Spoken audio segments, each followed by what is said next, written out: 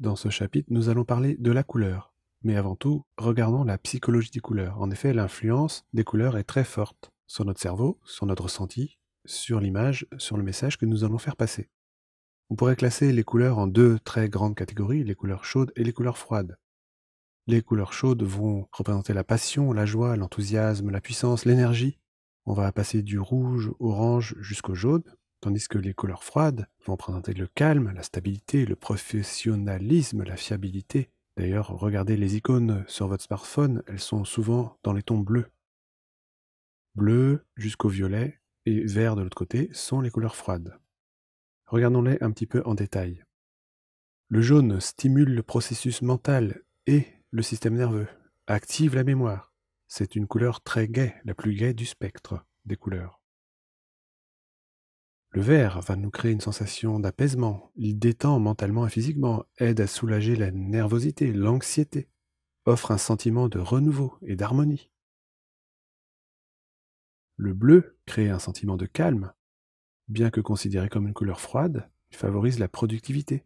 C'est une couleur digne de confiance, fiable. Le violet, très édifiant, crée un sentiment d'apaisement. On l'associe souvent à la spiritualité, il encourage la créativité, et c'est un mélange de la stimulation du rouge et du calme du bleu. Le rose donne un sentiment d'énergie, et comme le rouge, il peut augmenter la tension artérielle. Il inspire confiance et est considéré comme jeune, amusant, excitant. Le rouge stimule l'énergie, favorise l'action, énerve, inspire la confiance, vous donne un sentiment de protection et attire plus l'attention qu'une autre couleur. Le orange stimule aussi l'activité, augmente l'appétit, inspire un comportement social. On trouve que cette couleur est un peu controversée parfois. On ne sait pas trop qu'en penser. Le blanc évoque plutôt la clarté, vous encourage à simplifier, à nettoyer, à purifier, symbolise le renouveau. C'est une couleur très neutre puisque ce n'est pas une couleur à proprement parler. Le gris a tendance à créer des espérances, on la considère comme une couleur de l'intellect. Il peut être vu pour quelque chose de raffiné, de lisse, et troublant à voir pour certaines personnes.